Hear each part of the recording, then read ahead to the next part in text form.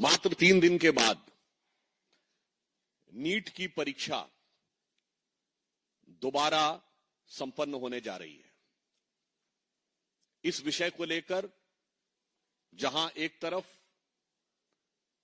सारे छात्र पूर्ण मनोयोग से परीक्षा की तैयारी कर रहे हैं, सरकार पूरी संवेदनशीलता और सतर्कता के साथ इस पूरी प्रक्रिया को व्यवस्थित रूप से संपन्न करने के लिए कमर कसे हुए है।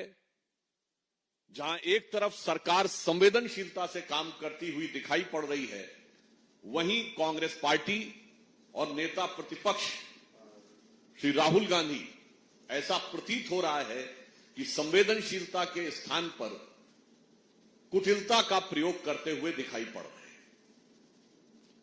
मैं उनसे पूछना चाहता हूं कि ये परीक्षा से पूर्व के आखिरी 72 घंटे, जिस समय कोई भी परीक्षार्थी पूरे एकाग्र चित्तता के साथ मानसिक दृष्टि से तनाव मुक्त होकर अंतिम चरण की तैयारी करना चाहता है, उस समय आप इस प्रकार का आयोजन करके छात्रों की एकाग्रता को भंग करके उनके मन में भय, तनाव और उत्तेजना उत्पन्न करके उन्हें मानसिक यातना क्यों देना चाह रहे हैं? राहुल गांधी जी, राजनीति करने के बहुत अवसर मिलेंगे। 21 के बाद भी राजनीति हो सकती है। हमारा सीधा सवाल आपसे यह है कि आप इन्हीं आखिरी के 72 घंटों में राजनीति क्यों करना चाह रहे हैं? और जिन छात्रों को आप अपने साथ ले जा रहे हैं या जिन छात्रों को बुला रहे हैं, क्या उनको आप इस परीक्षा के लास्ट समय में, in the last leg of their preparation, when they need full concentration, you want to create a distraction just in order to fulfill your political ambition? और इस प्रकार के सवाल आ रहे हैं कि जिस प्रकार के प्रयोग किए जा रहे हैं वहां पर छात्रों को लाने के लिए, वो भी बहुत चिंताजनक है। मैं ये भी राहुल गांधी जी से कहना चाहता हूं कि हमने माना कि आप छात्र जीवन में भी असफल रहे। आपने जहां नौकरी की वो कंपनी, वहां भी आप असफल रहे। मॉनिटर नाम की ब्रिटिश कंपनी में नौकरी की, फिर आपने बैकऑप्स नाम की कंपनी में कुछ शेयरवेयर लिए, कंपनी चलाई, उसमें भी आप असफल रहे। नेता के रूप में भी असफल रहे। तो मुझे लगता है अपने कैरियर तक साक्षात स्वरूप होने के मन में एक खीज है, जो आपके मन में एक प्रकार का ईर्ष्या का भाव है।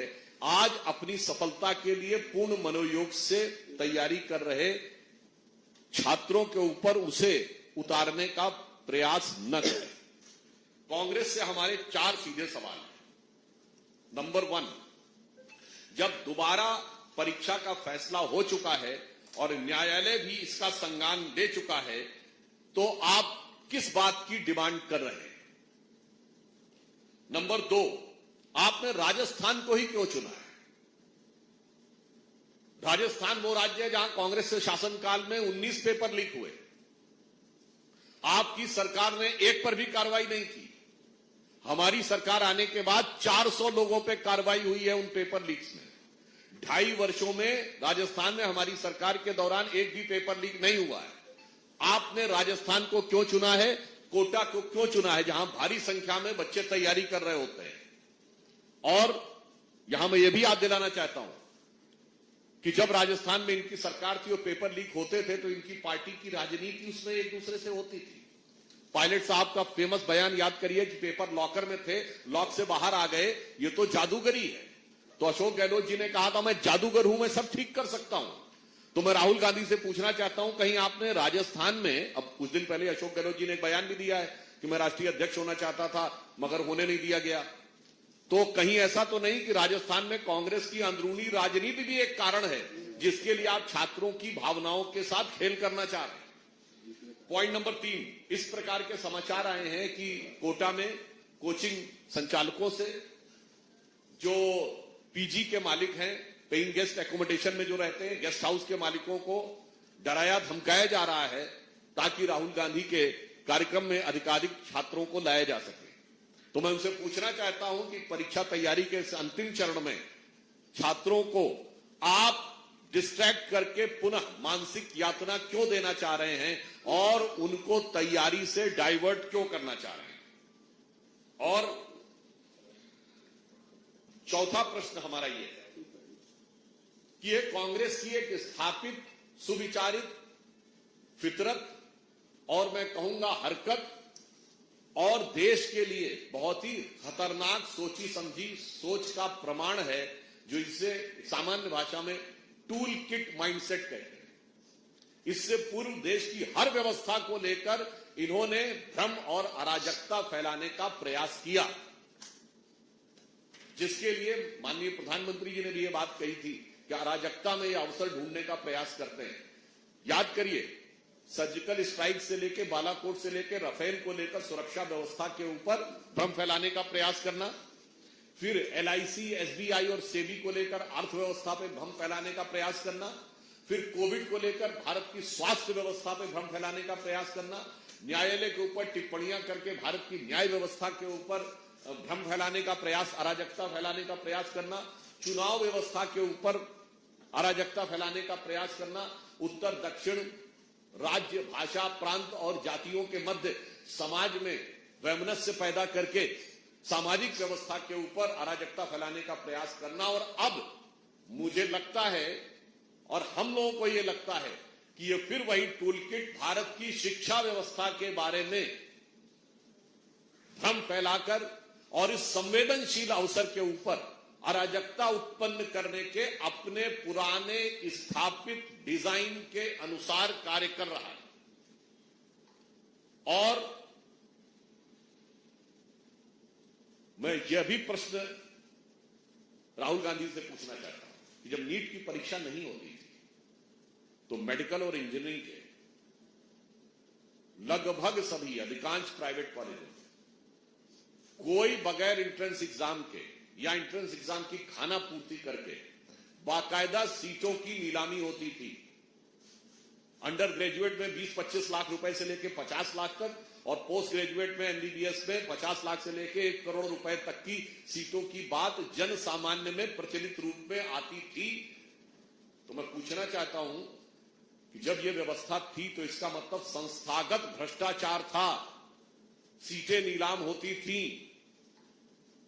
जब से मोदी जी ने इस व्यवस्था को बनाया है उससे पहले गरीब और मध्यम वर्ग का बच्चा तो वो सोच ही नहीं सकता था कि मैं 25 लाख 50 लाख 1 करोड़ देकर वहां पर एडमिशन पाऊंगा। आज उनको अवसर प्राप्त हुए हैं। तो आप इसके ऊपर प्रश्न उठाकर क्या उस पुरानी व्यवस्था के पक्षधर हैं, अर्थात वो धन्ना सेठ जो कि सीटों की नीलामी करते थे, जिसमें से अनेक आपके और आपकी पार्टी के बहुत निकटवर्ती हैं। आप इस संवेदनशील मौके के ऊपर राजनीति करके क्या उन लोगों का हित साधन करना चाह रहे हैं या छात्रों का हित साधन करना चाह रहे हैं, यह बात स्पष्ट होनी चाहिए। और एक बिंदु और भी महत्वपूर्ण है कि इस बार जो हुआ है वो अपने आप में एक अलग और अप्रत्याशित हुआ। सामान्यतः पेपर लीक उसे कहते थे कि जहां पेपर छपे और जिस सेंटर पे पेपर पहुंचे उस बीच में कहीं से पेपर लीक हो जाए उसे पेपर लीक कहते थे। पर इस बार एक ऐसी घटना हुई है जो अप्रत्याशित है, जो पूर्व में कोई कल्पना नहीं कर सकता था कि पेपर सेटिंग करने वाले लोग पेपर लीक में शामिल नजर आए।